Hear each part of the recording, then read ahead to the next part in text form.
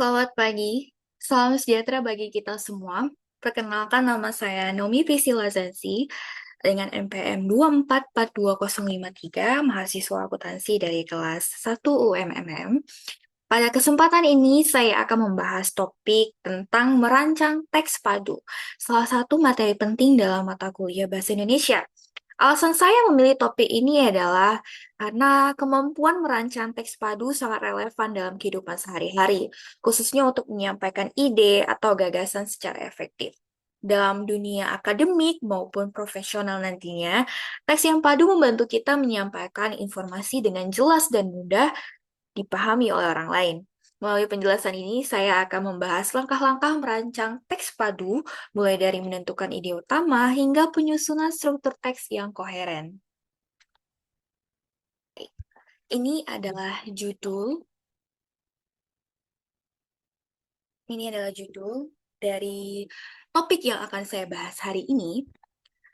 Lalu, ini adalah daftar isinya. Pertama ada definisi, ciri-ciri, dan jenis-jenis teks. Kedua ada tujuan, fungsi, dan karakteristik teks padu. Ketiga ada struktur dan prinsip penulisan teks padu. Keempat ada menulis teks dengan pola pengembangan yang tepat. 5. Langkah-langkah menulis dan menyusun teks yang padu. 6. Contoh teks yang padu. 7. Contoh teks yang tidak padu, dan diakhiri dengan kesimpulan. Kita akan mulai dari definisinya terlebih dahulu. Jadi definisi dari teks adalah sekumpulan kalimat yang terorganisir dan memiliki makna tertentu. Biasanya ditulis atau diucapkan dengan tujuan komunikasi. Apa saja teks menurut KBBI atau pengertian ahli? Yang pertama, menurut KBBI, teks adalah rangkaian kata yang membentuk kalimat dan paragraf yang memiliki makna. Teks menurut pengertian ahli dari Mulyana, teks merupakan satuan bahasa yang terdiri dari kalimat-kalimat yang terorganisir dan memiliki tujuan komunikasi tertentu. Saya hanya mengambil satu pengertian ahli aja. Karena dari sekian banyak ahli tentunya mereka memiliki perspektif yang berbeda-beda, namun satu makna yang sama. Mereka mengatakan bahwa teks adalah satuan bahasa, sekumpulan kalimat, dan memiliki makna, memiliki tujuan komunikasi. Teks ini merupakan bentuk komunikasi yang utuh dan lengkap, baik dalam bentuk tulisan maupun lisan, biasanya digunakan untuk menyampaikan informasi, pendapat, gagasan, atau cerita. Sekarang kita akan masuk ke definisi wacana. Wah, wacana itu apa ya? Wacana adalah kesatuan makna antar komponen bahasa di dalam suatu struktur bahasa yang terkait dengan konteks. Jadi dia berhubungan nih dengan konteks yang akan dibahas. Wacana menurut pengertian ahli yang pertama ada dari Abdul. Wacana merupakan kesatuan bahasa yang berisi lebih dari satu kalimat yang membentuk kesatuan makna dengan tujuan tertentu. Kedua, wacana menurut pengertian ahli dari H.B. Jasin. Wacana merupakan kesatuan bahasa yang terdiri atas beberapa kalimat dan membentuk suatu kesatuan pikiran atau gagasan. Jadi benar ya, berbeda ahli, beda pengertian, karena mereka memiliki perspektif yang berbeda. Secara umum, ya, teks atau wacana adalah satuan bahasa yang digunakan dalam konteks komunikasi yang lengkap dan bermakna. Tapi apa ya perbedaan teks dan wacana tadi? Kayaknya sepertinya saya tidak sering mendengar wacana, tapi saya tahu, tapi saya tidak menemukan perbedaannya. Saya akan menjelaskan perbedaannya. Perbedaan yang pertama ada pada cakupannya. Teks itu satuan bahasa yang kecil. Dia hanya kalimat dan paragraf saja. Biasanya merujuk pada satuan bahasa yang lebih kecil dan lebih terstruktur. Teks bisa berupa kalimat, paragraf, atau artikel yang berdiri sendiri. Dan teks itu cenderung lebih fokus pada struktur bahasa. Wacana. Wacana adalah satuan bahasa yang lebih luas, termasuk konteks penggunaan bahasa dalam komunikasi nyata. Wacana tidak hanya melihat struktur kalimat, tetapi juga bagaimana bahasa digunakan dalam situasi sosial dan budaya tertentu. Jadi ini lebih fokus kepada konteksnya, misal percakapan dan pidato. Lalu yang kedua ada konteksnya. Teks tidak selalu memerlukan konteks sosial. Dia tidak selalu melibatkan konteks tertentu, tapi sebuah teks dapat dibaca tanpa memerlukan konteks sosial yang lebih luas. Meskipun terkadang teks itu sendiri menciptakan konteks tertentu. Dan pada wacana, wacana itu selalu terkait dengan konteks sosial dan budaya. Wacana memperhatikan siapa yang berbicara, kepada siapa, dan dalam situasi apa, dengan tujuan apa. Pemahaman wacana memerlukan pengertian konteks sosial dan budaya yang lebih luas daripada teks. Ketiga, ada fokus. Dalam teks, fokus pada susunan kalimat atau paragraf secara internal bahasa dan bagaimana unsur-unsur tersebut diatur untuk membentuk makna. Dan pada wacana, penggunaan bahasa dalam komunikasi yang sebenarnya melibatkan hubungan antara penutur dan pendengar atau penulis dan pembaca serta tujuan berkomunikasi. Bentuknya pun berbeda. Teks itu bentuknya bisa sangat sederhana seperti sebuah iklan, paragraf, atau puisi. Wacana itu lebih kompleks daripada teks. Biasanya melibatkan banyak aspek komunikasi seperti percakapan, pidato, artikel ilmiah yang panjang, atau diskusi. Lalu kita akan masuk ke persamaan teks dan wacana. Apa saja persamaannya? Yang pertama adalah mereka adalah sama-sama bentuk komunikasi. Baik teks maupun wacana merupakan bentuk komunikasi yang digunakan untuk menyampaikan informasi, ide, atau pesan. Dan keduanya ini berfungsi sebagai alat komunikasi, baik dalam bentuk tulisan maupun lisan. Kedua, memiliki struktur. Teks dan wacana sama-sama memiliki struktur yang terdiri dari kalimat-kalimat atau unsur-unsur bahasa lainnya yang diatur dengan cara tertentu untuk mencapai makna tertentu. Lalu yang ketiga, bersifat koheren dan kohesif. Maksudnya adalah keduanya ini memerlukan keterpaduan makna atau koherensi dan hubungan antar bagian yang jelas yaitu kohesi agar dapat dipahami oleh pembaca atau pendengar. Dan yang keempat, bentuk tulisan atau lisan. Di sini maksudnya mereka dapat berbentuk tulisan atau lisan, baik teks maupun wacana, seperti artikel, buku, pidato. Pidatonya pun bisa pidato tertulis ataupun bentuk lisan, atau percakapan. Lalu kita akan masuk ke definisi teks yang padu. Teks yang padu adalah teks yang memiliki keterpaduan antara kalimat-kalimat atau paragraf-paragraf di dalam sehingga membentuk makna yang utuh, logis, dan mudah dipahami oleh pembaca. Teks ini memperhatikan hubungan antara bagian-bagian teks serta kelancaran alur informasi. Dalam teks padu, setiap elemen itu saling terkait. Jadi sehingga informasi yang kita sampaikan itu bisa teratur dan terstruktur tanpa ada loncatan gagasan yang membingungkan pembaca. Lalu, apa saja ya ciri-ciri teks padu? Saya akan menjelaskan ciri-ciri teks padu yang berisi 5. Yang pertama, kohesi, koherensi, keterpaduan ide, kesesuaian konteks, dan yang kelima ada struktur yang jelas. Apa itu kohesi?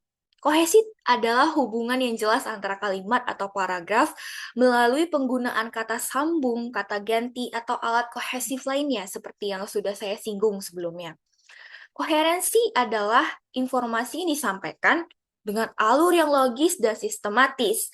Jadi tidak loncat-loncat, sehingga mudah diikuti oleh pembaca atau pendengar. Ketiga, keterpaduan ide. Gagasan utama dan pendukung itu saling terkait. Jadi ini saling memperkuat tema atau tujuan teks yang akan disampaikan. Yang keempat adalah kesesuaian konteks. Teks sesuai dengan situasi dan sesuai juga dengan tujuan komunikasi yang ingin dicapai. Yang kelima adalah struktur yang jelas. Teks tersusun dengan bagian pembuka, isi, dan penutup yang terhubung secara harmonis. Jenis-jenis teks yang padu. Ada teks naratif, yaitu menceritakan peristiwa secara berurutan, contohnya cerita, novel. Teks deskriptif, menggambarkan objek, tempat, atau peristiwa secara rinci, contohnya deskripsi tempat wisata. Lalu yang ketiga ada teks eksposisi. Ini menjelaskan atau memaparkan informasi secara objektif, contohnya artikel ilmiah, laporan, dan lain-lainnya. Yang keempat adalah teks argumentatif. Ini berisi pendapat yang didukung dengan argumen logis. Contohnya esai dan editorial. Teks persuasif tentunya sudah tidak asing lagi, bertujuan untuk mempengaruhi pembaca untuk melakukan sesuatu, contohnya iklan dan kampanye sosial. Teks prosedural. Apa ya teks prosedural? Ini teks prosedur, menjelaskan langkah-langkah untuk melakukan sesuatu, contohnya resep, resep memasak, atau panduan saat akan melakukan sesuatu. Lalu kita akan masuk ke tujuan teks padu. Tujuan teks padu ini yang pertama adalah mempermudah pemahaman. Jadi ini akan membantu membaca, memahami ide yang disampaikan dengan lebih jelas dan cepat. Kedua, meningkatkan efektivitas komunikasi karena ada kepaduan dalam teksnya dan ini menjamin bahwa pesan disampaikan tanpa distorsi atau kebingungan. Yang ketiga, menghindari kesalahpahaman karena pesan lebih mudah ditangkap dan mengurangi kemungkinan untuk pembaca salah mengerti maksud penulis. Lalu apa saja fungsinya? Fungsinya yaitu pertama, menyampaikan informasi dengan cara yang jelas dan mudah. Kedua, meyakinkan atau mempengaruhi pembaca melalui penyampaian argumen yang logis dan terstruktur. Ketiga, menyampaikan perasaan atau emosi seperti dalam tulisan naratif atau deskriptif yang sudah saya jelaskan sebelumnya. Menjalin komunikasi efektif antara penulis dan pembaca atau antara pembicara dan pendengar. Dan kita akan masuk ke karakteristik teks padu. Yang pertama ada koherensi, yaitu sudah saya jelaskan tadi. Keterpaduan, yaitu kalimat-kalimat dalam teks terhubung yang menggunakan kata penghubung atau frasa transisi yang tepat. Ketiga, relevansi. Semua kalimat dan paragraf relevan dan mendukung ide pokok tanpa adanya informasi yang tidak terkait. Keempat, apa itu keterbacaan? Keterbacaan ini maksudnya adalah teks harus mudah dibaca dan dipahami dengan bahasa yang jelas, struktur kalimat yang tepat, dan aliran informasi yang lancar. Lalu kita akan masuk ke struktur teks. Di sini struktur teks itu ada 3, dan yang pertama adalah pendahuluan. Pendahuluan, sebelum saya masuk pendahuluan, saya akan berkata seperti ini. Struktur utama sebuah tulisan biasanya terdiri dari pendahuluan, isi, dan penutup.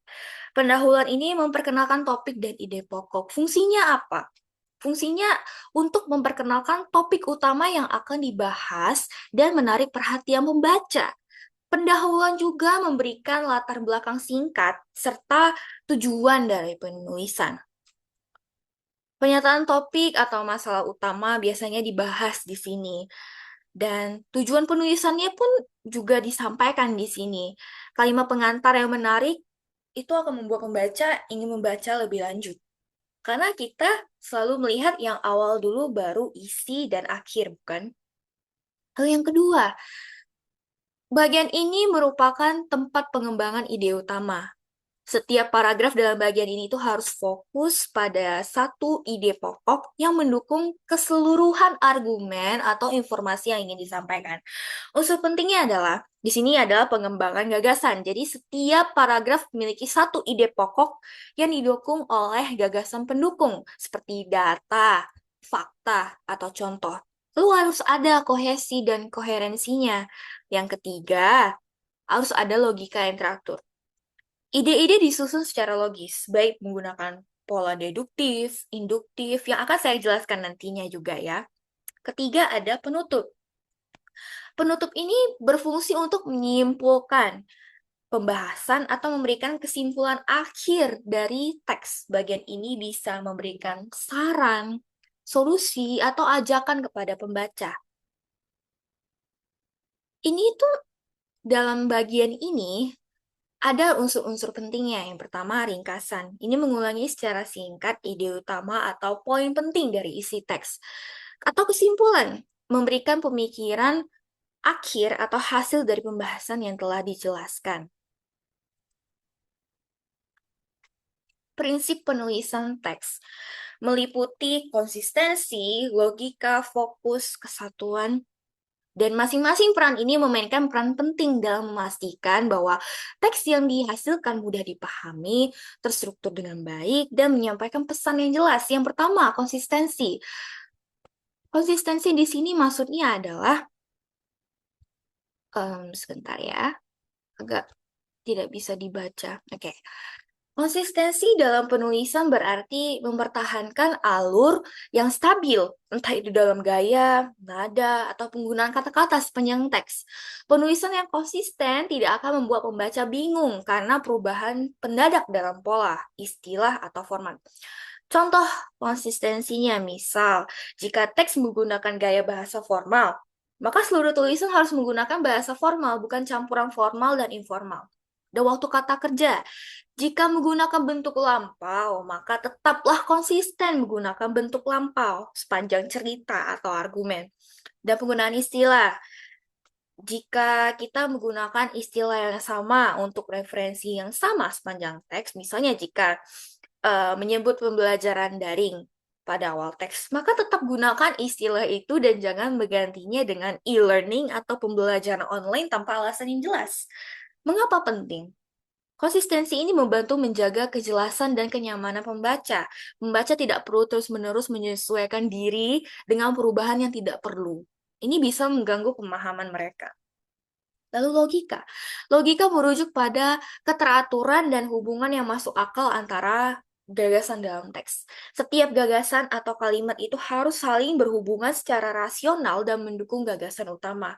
Contoh logikanya, jika kita sedang menjelaskan proses, urutkan langkah-langkahnya secara kronologis atau sesuai urutan sebab akibat yang logis. Lalu kita berikan pernyataan dan bukti. Pastikan setiap klaim atau pernyataan itu didukung dengan bukti atau contoh yang relevan, sehingga pembaca dapat mengikuti logika argumen lebih jelas. Hubungan antara paragrafnya juga di sini diperhatikan. Mengapa logika penting? Karena ini memastikan bahwa pembaca dapat mengikuti argumen atau informasi yang disampaikan tanpa merasa kebingungan. Penyusunan gagasan yang logis memudahkan pembaca untuk memahami alur berpikir, menulis, dan menarik kesimpulan dengan benar. Yaitu ketiga, fokus. Fokus dalam penulisan berarti tetap pada satu topik atau gagasan pokok tanpa menyimpang ke hal-hal lain yang tidak relevan. Setiap paragraf dan kalimat harus berkontribusi pada pengembangan ide utama yang telah ditetapkan. Paragraf yang fokus hanya akan menjelaskan dan memperdalam ide tersebut tanpa melenceng ke hal yang lain. Pastikan setiap gagasan pendukung yang digunakan di setiap paragraf itu relevan dengan topik utama. Mengapa fokus ini penting dalam prinsip penulisan? Karena fokuslah yang membantu menjaga teks tetap terarah dan terorganisir. Pembaca tidak akan merasa bingung karena idenya melompat-lompat atau karena ada informasi yang tidak relevan yang mengganggu pemahaman mereka tentang poin utama. Keempat adalah kesatuan. Kesatuan berarti bahwa semua bagian dalam teks, baik kalimat, paragraf, dan gagasan, itu saling mendukung dan berkontribusi pada ide utama teks. Semua elemen dalam teks bekerja sama dan menghasilkan makna yang utuh dan padu. Contohnya, pertama, semua kalimat dalam paragraf tersebut mendukung ide tersebut dan tidak menyimpang ke ide lainnya. Lalu keseluruhan teks harus berpusat pada satu tema besar atau tujuan. Setiap bagian teks harus mendukung penjelasan dari tujuan yang ingin disampaikan. Mengapa penting? Karena kesatuan ini membantu menciptakan kesan bahwa, oh, teks tersebut sudah terstruktur dengan baik dan seluruh elemen dalam teks bekerja sama untuk mencapai tujuan komunikasi. Dan tanpa kesatuan, teks itu bisa terasa terpecah-pecah dan sulit diikuti. Struktur paragraf dalam menulis teks padu. Pertama, ada kalimat utama. Kalimat utama inilah inti dari sebuah paragraf. Biasanya berupa satu kalimat yang mengandung gagasan pokok yang akan dikembangkan. Bisa di tengah, awal, akhir, tergantung pola pengembangan yang digunakan. Kedua, kalimat penjelas.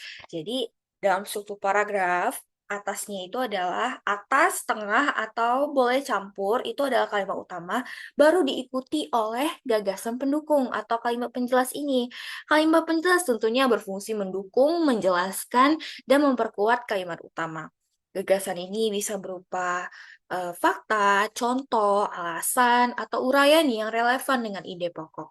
Bagian inilah yang menjaga agar pembaca memahami paragraf dengan menyeluruh.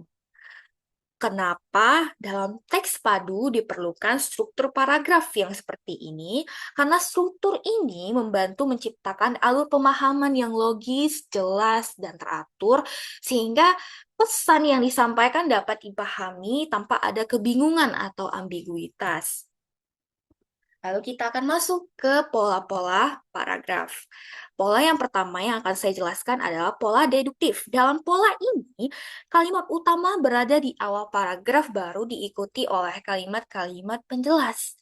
Jadi pola deduktif dimulai dengan pernyataan umum, lalu diikuti dengan penjelasan atau bukti yang memperkuat ide tersebut.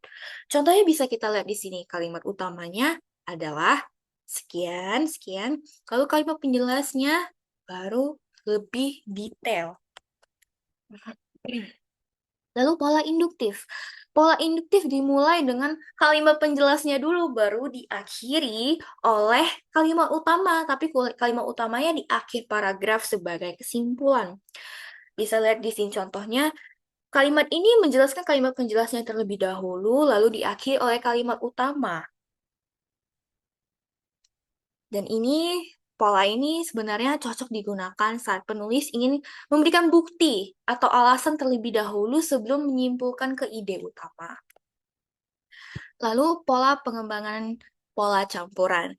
Pola ini gabungan dari dua pola tadi yang sudah saya jelaskan, di mana kalimat utama berada di awal, baru diikuti oleh kalimat-kalimat penjelas, dan diakhiri dengan penguatan ide pokok di akhir paragraf. Kalimat utamanya bisa kita lihat, kalimat utama, lalu dijelaskan dengan kalimat penjelas, di akhirnya diberikan kalimat penguat sekali lagi. Jadi pola ini efektif digunakan untuk memberikan kesan yang kuat terhadap ide yang disampaikan, karena kalimat penguat ini menekankan kembali gagasan utama. Pola sebab akibat. Pola ini dimulai dengan menyebabkan sebab, lalu diakhiri dengan akibat. Ataupun sebaliknya, bisa akibatnya dulu, baru sebab. Contohnya bisa kita lihat, curah hujan yang tinggi menyebabkan banjir di beberapa wilayah. Akibatnya, aktivitas masyarakat terganggu dan banyak kerugian material yang terjadi. Lalu pola yang terakhir adalah pola perbandingan dan pertentangan. Pola ini digunakan untuk membandingkan dua hal atau menunjukkan pertentangan antara dua ide. Paragraf ini dapat berisi kalimat-kalimat yang membandingkan kelebihan dan kekurangan suatu topik. Ini digunakan untuk membandingkan dua hal yang serupa atau menunjukkan perbedaan antara dua ide yang bertolak belakang. Ini bisa berisi kalimat yang menguraikan kelebihan dan kekurangan dari dua hal yang dibandingkan atau menunjukkan persamaan dan perbedaan. Pola ini banyak digunakan dalam teks argumentasi atau ulasan yang membandingkan dua opsi atau perspektif. Bagaimana cara kita untuk menulis teks wacana yang padu? Pertama, kita harus tentukan tujuan penulisan, karena tujuan inilah yang akan mempengaruhi cara susunan dan bahasa. Apakah tujuannya untuk memberikan informasi, berarti kita akan menulisnya secara eksposisi. Apakah ini untuk membujuk, berarti kita akan menulis teks ini secara persuasif. Tujuan inilah yang akan mempengaruhi cara kita menyusun wacana dari bahasa yang digunakan. Kedua, pilih topik yang akan ditulis. Pastikan topik tersebut relevan dengan tujuan dan audiens. Topik yang terlalu luas sebaiknya dipersempit agar dapat dibahas secara dalam. Ketiga, kita harus kumpulkan informasi dan menulis. Pastikan untuk menyunting atau merevisi tulisan. Keempat, kita susun paragraf dengan padu menggunakan pola prinsip pengembangan yang tepat. Dan yang terakhir sebenarnya harus kita baca kembali dan finalisasi ya. Setelah penyuntingan selesai, baca kembali tulisan dari awal hingga akhir untuk memastikan keseluruhan teks ini padu. Pastikan tidak ada bagian tertinggal atau tidak sesuai dengan tujuan penulisan, karena perbedaan ini akan membuat teks tidak padu. Tentukan ide pokok dan gagasan pendukung setiap paragraf. Ini adalah langkah-langkah untuk menyusunnya menjadi padu. Kedua, gunakan pola pengembangan paragraf yang tepat yang sudah saya jelaskan tadi. Ketiga, perhatikan kohesi, koherensi, dan susun alur yang logis dan teratur. Keempat, gunakan variasi kalimat yang ideal dan berikan penegasan di akhir paragraf. Contoh teks padu. Di sini kita bisa lihat tanaman membutuhkan air untuk tumbuh. Air membantu proses fotosintesis yang sangat penting bagi pertumbuhan tanaman. Tanaman yang tidak mendapat cukup air akan layu dan pertumbuhannya terhambat. Semua kalimat saling mendukung dan berhubungan langsung dengan ide pokok tentang pentingnya air bagi pertumbuhan tanaman.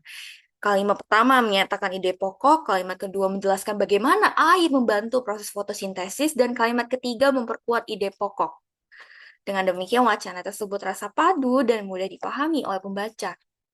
Contoh teks yang tidak padu. Ini adalah teman-teman bisa baca dulu. Kenapa ini tidak padu? Karena kalimat kedua tiba-tiba menyebutkan air adalah sumber kehidupan di bumi. Tidak relevan dengan ide pokok yang ingin disampaikan, yaitu kebutuhan air bagi pertumbuhan tanaman. Selain itu, kalimat ketiga tiba-tiba membahas cahaya matahari, padahal sebelumnya kita membahas air. Tidak ada hubungan yang jelas antara kalimat sebelumnya, sehingga membuat wacana terasa tidak padu karena kurang kohesi, sehingga tidak ada transisi yang menghubungkan kalimat tersebut. Kesimpulan, teks padu adalah teks yang memiliki keterpaduan antara kalimat dan paragraf, di mana semua elemen dalam teks saling berkaitan secara logis dan kohesif. Teks ini menyampaikan ide pokok dengan didukung oleh gagasan pendukung yang runtut, sehingga memudahkan pembaca untuk memahami informasi yang disampaikan. Keterpaduan dicapai melalui penggunaan pola pengembangan paragraf yang tepat, alur logis, transisi yang halus, serta kohesi dan koherensi yang baik.